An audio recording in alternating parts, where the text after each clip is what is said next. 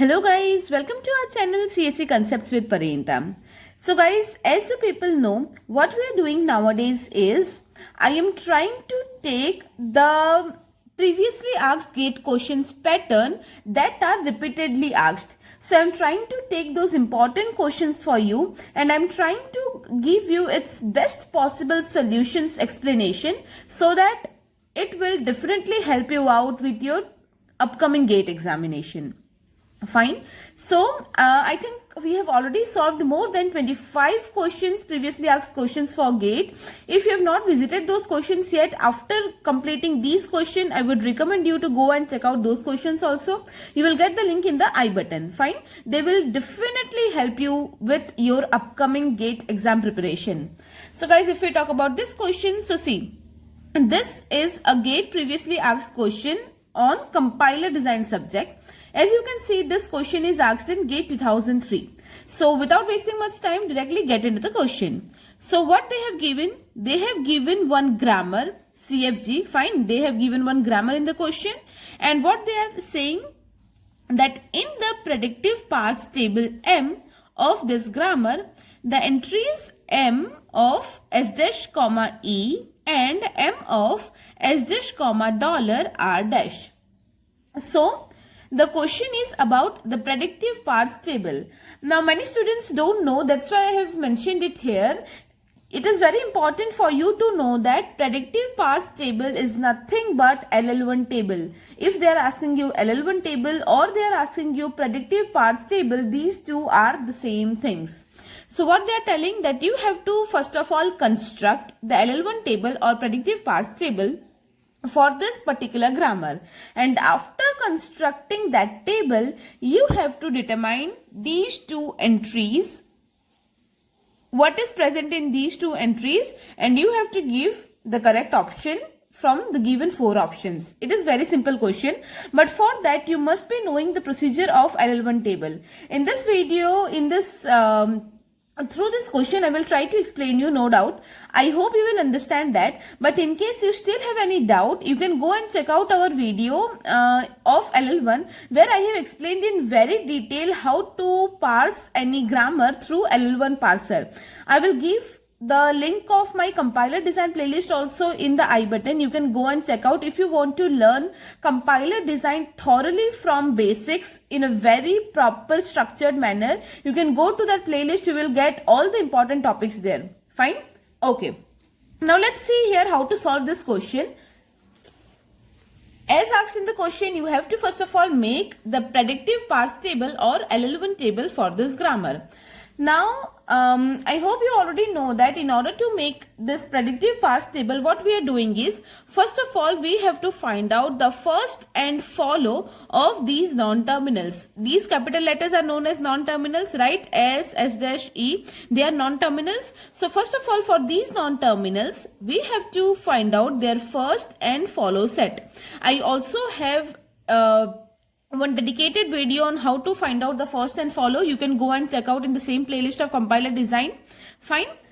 Okay, so let's find out the first and follow for these things. So first of S. So first of S is small I and alpha. Both of them are terminal. So I can directly write them here. So I and alpha. Okay. Now first of S dash. First of S dash and first of E, we have to find out these two. Now first of S dash is E and null. Both are terminal, so both will come here directly, E and null. Okay. First of E is small b is terminal, so it will also come directly. Fine. So we have found out the first set of all these 3 non-terminals. Similarly, now we will find out the follow set of again S dash and E. Why we are finding out first and follow set? Because here what we want to do is we want to make the predictive parts table or LL1 table, and in order to populate the predictive parts table or LL1 table, it is necessary to find out the first and follow, because based on these things only we have to do the entry on that table. Fine. Okay. Now follow of S. follow of S is, first of all, S is what? Starting symbol. So for the starting symbol in follow set, we are always having dollar. Fine. So $1 will be there. Apart from that, where is S present? S is present here. After S, we are having, what is following S here? S dash. S dash is what? Non-terminal. So we have to write the first of S dash, right? First of S dash is E and null. So we will write E here. And if we replace the null, you must be knowing that in the follow set, null never comes. Fine, I have explained in that video also. You can go and check out. So what happens that in the follow set, null never comes. Fine. So what will happen here? Null will not come. We will replace null here. If we replace this S dash, because S dash first set is having null, so we will replace this null in place of S dash. By doing so, S becomes the last symbol and S is the last symbol of S, so nothing else will come. Now if we talk about S dash, what will happen? Here S dash is present here. It is the last symbol. So here the follow of S dash will be the follow of S. Follow of S is dollar and E. Alright. Now E. Where is capital E present? Capital E is present here. What is following it? Small t. Small t is terminal. So directly we will write T. Fine. So here in this way I have found out the set of first and follow. Got it? So after finding first and follow, our solution is almost completed. Now we just have to draw this predictive parse table. Now if I draw the predictive parse table here,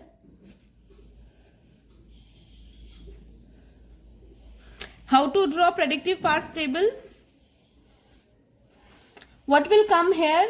My non-terminals will come here. So S, S dash and E. Fine. Here my non-terminals will come and here my terminals will come. So the terminals are... So here we have added our non-terminals and here we have added our terminals followed by dollar, because always with the terminals we have to add our dollar also. Fine.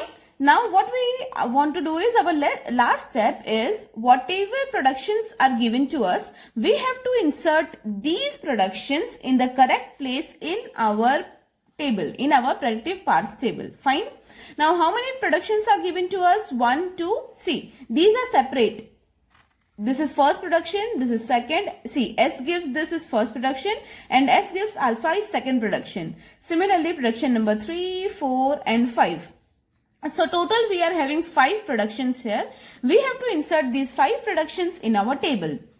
So first of all, S gives IET S dash. So where I have to insert this production, this will be inserted in the row of S, because in LHS we are having S. So in the row of LHS, so in this row of S, the productions will come.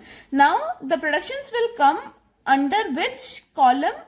In the first of that production. So IET S dash. What is the first of this? The first of this is small I, that is a terminal. So directly we will insert this under the column of small I. So in the S row and small I column. So it will come here. S gives IET S dash. It will come here in this cell. Fine. S row and small I column. Okay. Then S gives alpha similarly will come under alpha. So in S row alpha column, S gives alpha will come. Clear.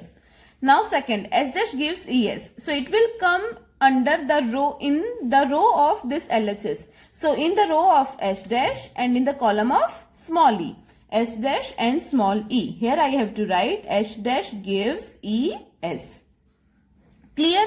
Then we are having S dash gives null. Now here null or epsilon is not present here. Fine. Okay, this is clear that S dash gives null, so it will come in the row of S dash, in the row of S dash. But for column, we don't have null or epsilon here.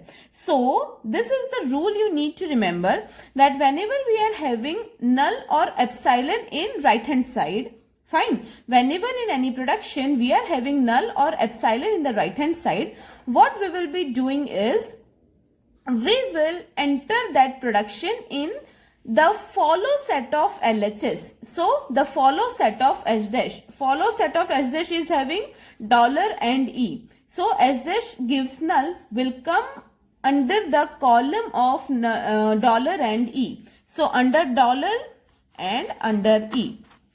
In S dash row, in the column of dollar and E. So in dollar we have to write S dash gives null, and in E S dash gives null. So already one is there. This is the second entry, S dash gives null.